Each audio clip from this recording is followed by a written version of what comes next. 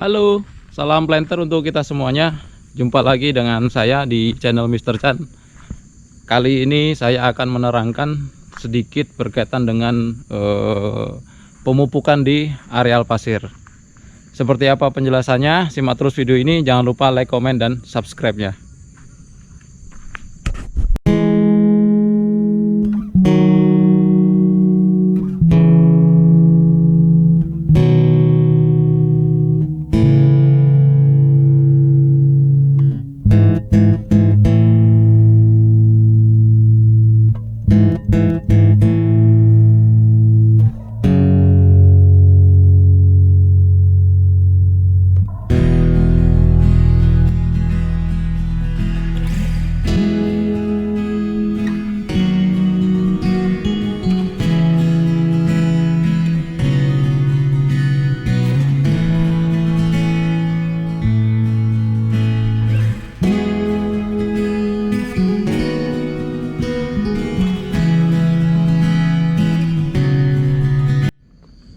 Seperti yang kita ketahui bahwa untuk areal pasir, terutama untuk tanaman kelapa sawit, ini memiliki hambatan tersendiri, di mana untuk areal pasir ini biasanya kendala kita yang pertama berkaitan dengan kebutuhan air, yang kedua yaitu sifat fisik dari pasir itu sendiri yang memang sangat sulit sekali untuk mengikat unsur hara, baik pada hara yang memang kita berikan secara organik maupun kimia. Untuk meningkatkan kesuburan tanah di areal pasir juga memerlukan asupan hara. Biasanya tidak hanya berasal dari bahan organik, tetapi juga dari material kimia seperti pupuk kimia. Nah, yang jadi permasalahan untuk areal pasir ini, jadi areal pasir ini memiliki daya ikat yang sangat buruk sekali terhadap hara yang terkandung dalam pupuk. Jadi begitu kita aplikasikan ke areal tersebut, biasanya kalau dia tidak segera terserap, artinya dia akan mudah hilang, baik karena hujan ataupun karena penguapan oleh udara. Jadi sebelum dia bisa diikat, dia sudah terjadi losis dulu, saya bilang kerugian tersendiri ketika kita melakukan aplikasi pupuk. Jadi ketika pupuk itu diaplikasikan, dia tidak bisa langsung diserap oleh tanaman, tapi memerlukan penguraian terlebih dahulu, terus dia meresap ke dalam tanah yang harusnya dia bisa terikat oleh tanah, tapi karena dia material tanahnya adalah pasir, di mana dia memiliki daya ikat yang sangat buruk sekali, jadi dia akan banyak hilang ketika kita melakukan aplikasi di lapangan. Lalu hal apa yang harus kita lakukan ketika kita memiliki areal pasir yang seperti itu? Jadi kita tidak akan membahas mengenai pengaplikasian bahan organik, baik itu pupuk kompos maupun pupuk organik buatan dari pabrik.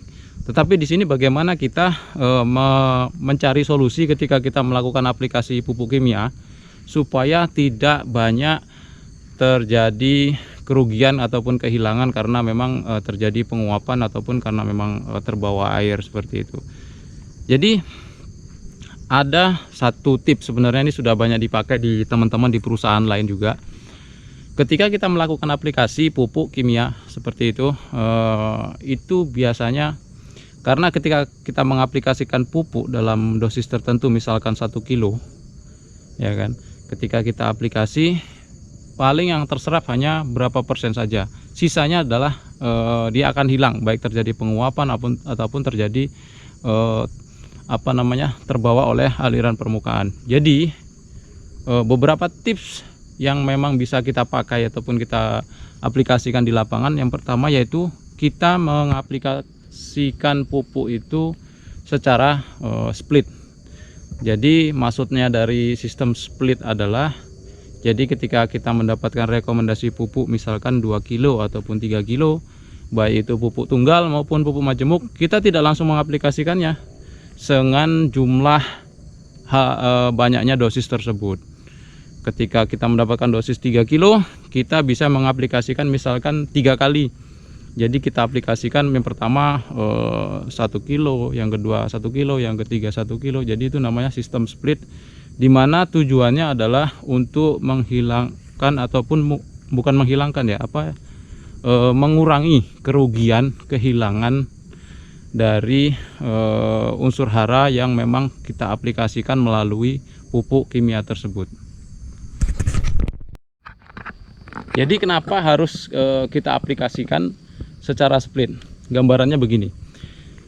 Ketika kita memiliki areal pasir, terus kita aplikasikan 3 kilo sesuai dengan dosis rekomendasi, kemungkinan daya serap dari tanaman itu mungkin hanya 10%, maka 90% dari 3 kilo itu akan segera hilang, karena dia akan mungkin larut dalam air ataupun dia terjadi penguapan. Namun ketika kita mengaplikasikan dengan cara split, misalkan 1 kilo di awal ya, ketika kita mengaplikasikan itu, jadi tidak langsung semuanya itu langsung hilang. Jadi tidak langsung semuanya 90% itu hilang, tetapi kita masih mempunyai cadangan 2 kilo lagi dari dosis yang memang tadi kita aplikasikan di awal 1 kilo. Jadi masih ada 2 kilo lagi. Jadi berikutnya kita masih ada jeda waktu untuk aplikasi. Misalkan kita kasih kelang waktu 1 bulan ataupun 2 bulan, kita aplikasi 1 kilo lagi, berikutnya 2 bulan kemudian 1 kilo lagi. Jadi itu dianggap lebih efisien dalam menghadapi penambahan hara secara kimia, terutama untuk areal yang berpasir.